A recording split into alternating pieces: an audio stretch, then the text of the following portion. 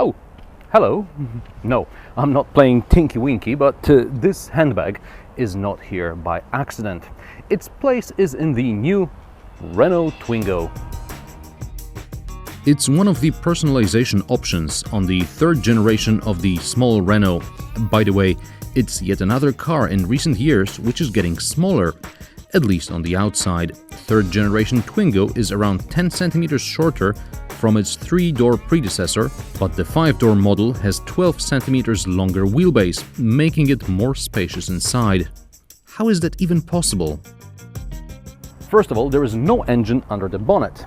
Instead, there's a place for the battery and all the fluids. Now, I'm not going to question the method that Renault used to access this space here.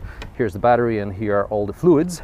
But I think that if they used traditional hinges rather than this mechanism, I think they could have made some small storage underneath.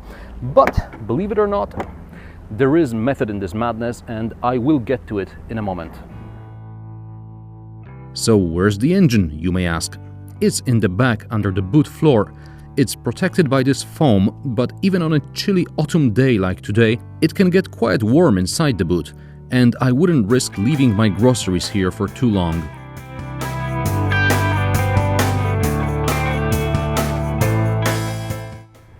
The shelf is very, how should I put it, flexible, and yeah, it's very easy to remove, but at least it's very thin and flat, so it's easy to store it. It doesn't take much of your space. There are 4 hooks for your shopping bags in here, but in order to find them and use them, you have to bend down, put your hand inside the trunk, and yeah, here they are, 2 here and 2 on this side. The boot floor is flat, so it's easy to load heavier items. And you can increase boot capacity by locking the rear seats in upright position or folding them flat. And then you can also fold the front passenger seat for carrying longer items, like my DIY slider.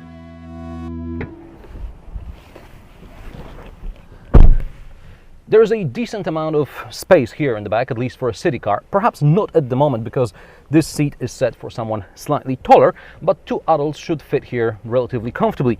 2 adults, not 3. In the middle there is this kind of storage here on the tunnel.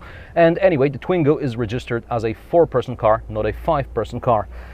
Otherwise, there is a decent amount of headroom, at least at the moment.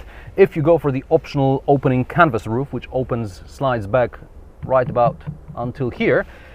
If you go for this optional canvas roof, there will be a bit less headroom. But then on the other hand, how often do you carry basketball players in the back in the city car? Not very often. Oh, there is also space for a bottle of water in the door bins. However, these door bins in the back are optional and you have to pay extra. You'll also have to pay extra for the Connect&Go package with a 7-inch touch display, sat-nav and a reversing camera. Reversing camera is the only real benefit because besides the basic model, you get a smartphone holder as standard and a free R&GO app, which includes navigation.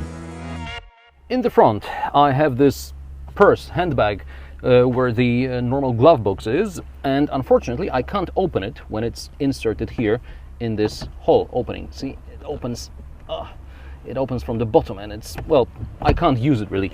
So I've got another storage space here, which is very convenient and clever. Unfortunately, it's located in the place where cup holders normally are.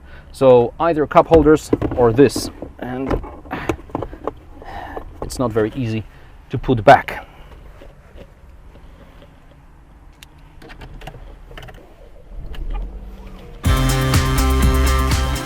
Without an engine in the front wheels can turn more, and this means the turning radius is just 4.3 meters.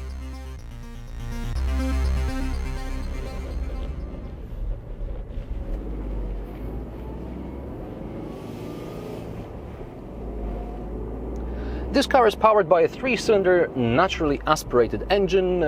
It's got 1 liter and 70 horsepower. I realize it takes 14.5 seconds to get from standstill to 100 kilometers per hour, but I still prefer the naturally aspirated engine over the 900cc turbocharged engine, which uses more fuel and, well, more fuel than Renault promises anyway.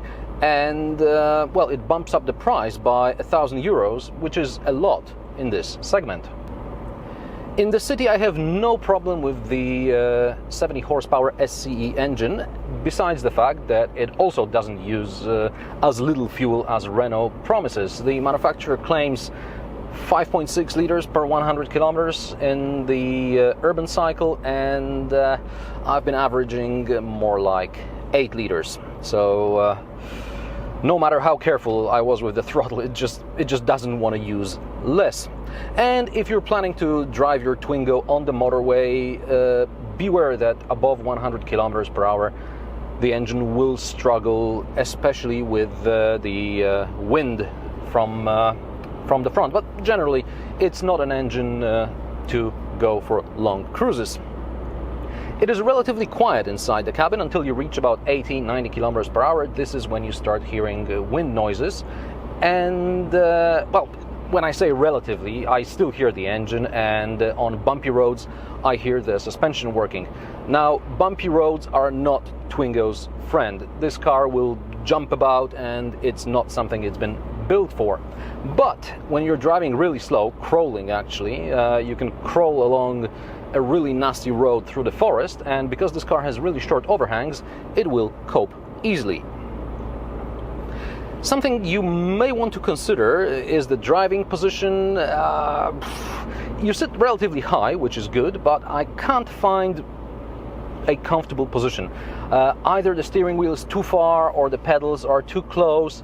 I just can't find the right position. But my girlfriend, when she got in, she's obviously a lot shorter than me, she said this car is perfect for her. She's very comfortable. And by the way, there is no lumbar support adjustment. She doesn't mind, I do, because my back is slightly higher. Visibility over the shoulder, it's bad.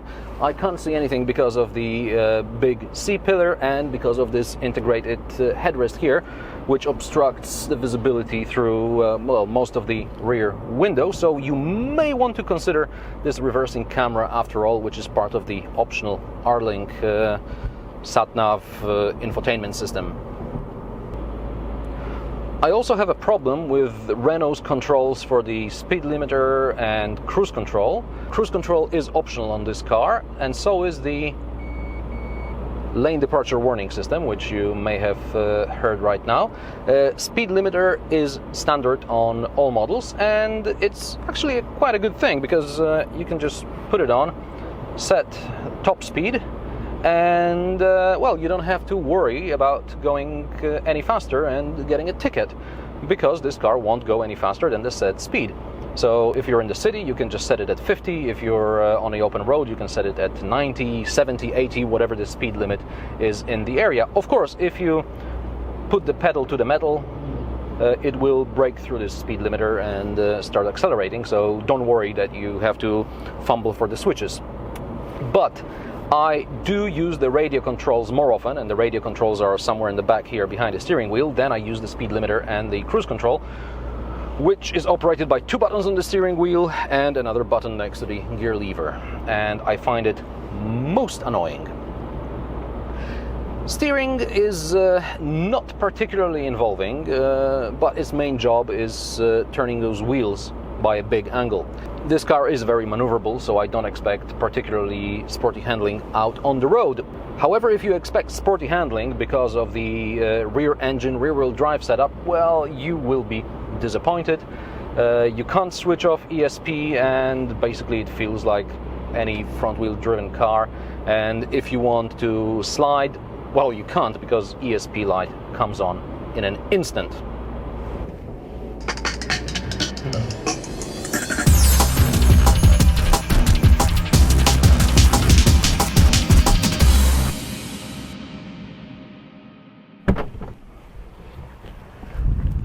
prices of the new Renault Twingo start at around 9,500 euros. However, the top spec model costs at least 12,000 euros.